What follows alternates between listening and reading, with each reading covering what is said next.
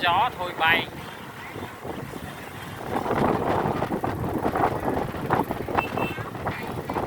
Ba cha con đang ngồi ghế đá.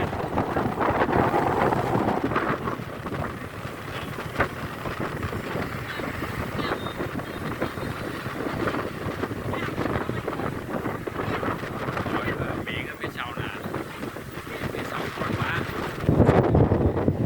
Xe thì nó chạy đi trước.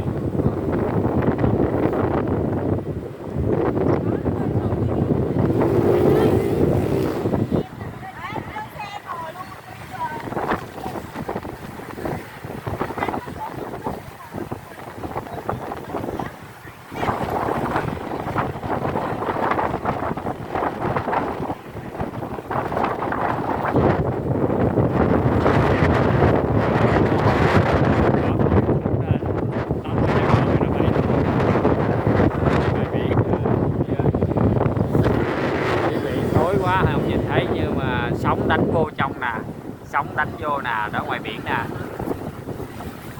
Ngoài ghế đá, ba cha con đang ngồi ghế đá.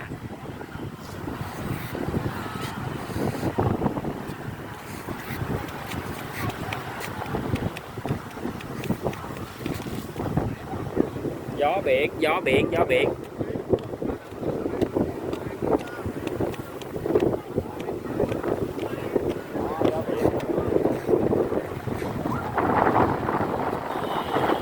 Gió biển, gió lớn, ngoài biển sóng biển.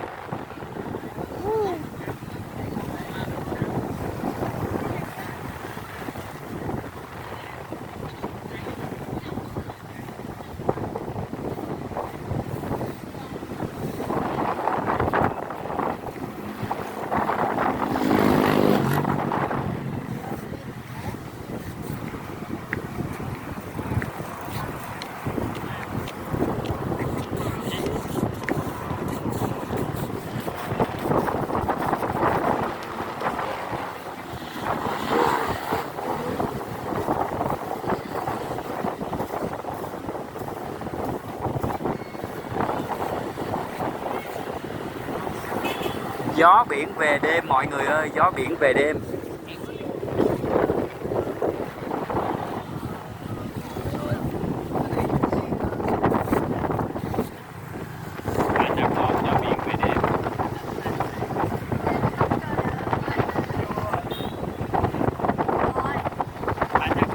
Gió biển về đêm mọi người ơi, mát quá.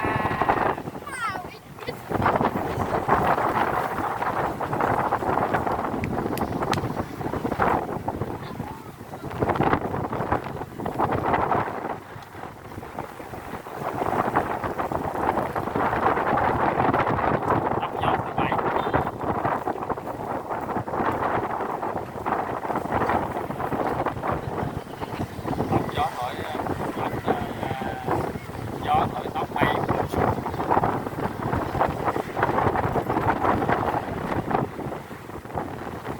Ba cha con không gió biển.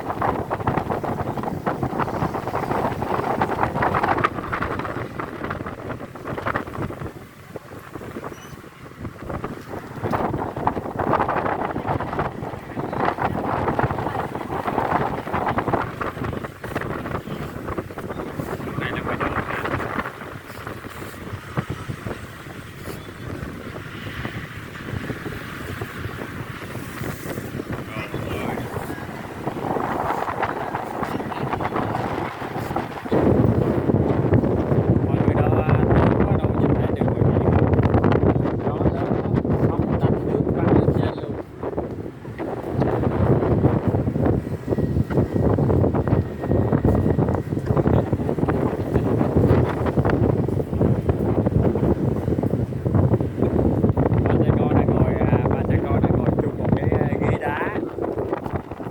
Gió biển về đêm, gió thổi lớn là sóng đánh tung lên trên bờ luôn, bọt trắng xóa.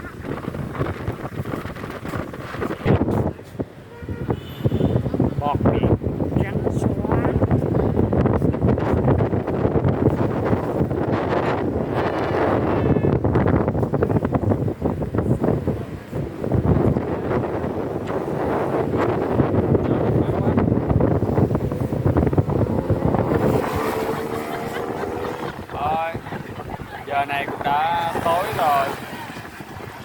nên là ba cha con tranh thủ hóng gió biển về đêm. Thôi xin chào tất cả mọi người, xin chúc tất cả mọi người ngủ ngon nha. Giờ này cũng đã tối khuya rồi đó. Tối khuya rồi, xin chào mọi người, chúc tất cả mọi người ngủ ngon đi con. Dạ, Tất cả mọi người, ba cha con hóng gió biển